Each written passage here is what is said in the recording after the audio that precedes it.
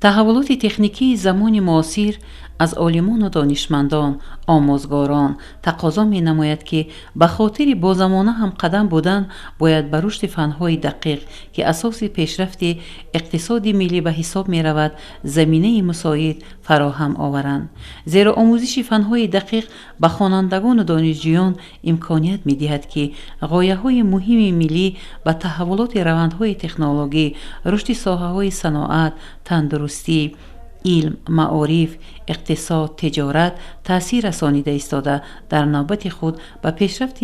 سطح زندگی جامعه مساعدت نماید. همزمان رشد علم و معرفت در تشکل شخصیت فراهم آوردن زمینه برای اختراعات و تکنولوژی اینوواسیونی سهم بارز می‌گذارد. این زمان می توان از تحقیقات و نوگانی‌های عالمان جوان نیز یادآور شد که سهم آنها در تحقیق و تدقیقات‌های علمی ساحه فن‌های دقیق، طبیعت شناسی و کیمیا صحیفه‌های ناپوره علم را مکمل می‌کنند. از جمله عالم جوان ختم کرده دانشگاه ملی تاجیکستان جمشید عابیدوف که کار تحقیقاتی او در ساحه علم‌های طبیعی و ریاضی با نام سینتزی تریفیرهای نوی گلیتسرین و آموزش خاصیت‌های بیولوژی آنها می باشد خیلی نظررس است. این عالم جوان حالا در دانشگاه دولتی طبی تاجیکستان به نام ابوعلی ابن سینا کار و فعالیت نموده از فن شیمیا به دانشجویان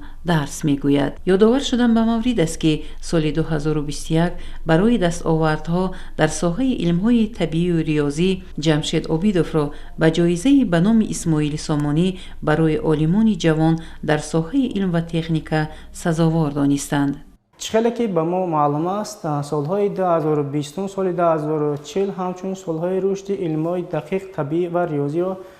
جناب عالی پیشوای ملت پرزیدنت کشور همچون سالهای رشد علم‌های دقیق اعلام نمودند و با نظر داشت همین شرایط‌های خوبی کاری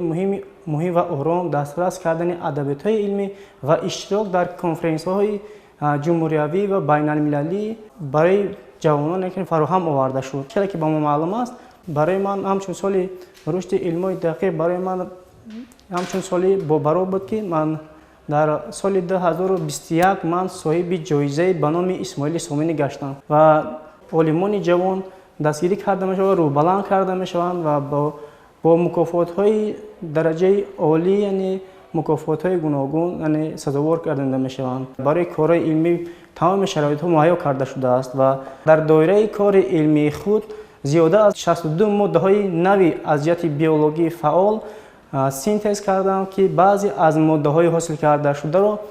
در ساحه کشاورزی آموختیم و برای نشر عمومی رسانه‌ها و از جمله گندم که آموختیم که برای قطع‌کشی آنها خیلی نتیجه خوبی به دست آوردیم و این چنین با بعضی از موادهای حاصل کرده ما خاصیت همچون ماده‌های خوشبویی می‌باشند که در ساحه عطریات نیز استفاده بردن ممکن است. خوب می بود که تمام عالمان جوان و جوانان کشور برای پیش بردن کارهای علمی زحمت کشیده و برای کار خود کوشش کنند و تمام شرایط‌هایی که در جمهوری ما از جمله خود کارهای علمی که پیش برده می شود که شرایط‌های مهیا کرده شده است، ما باید کوشش کنیم که پیشتر علم خود را با دیگر دولت‌ها نشان دهیم و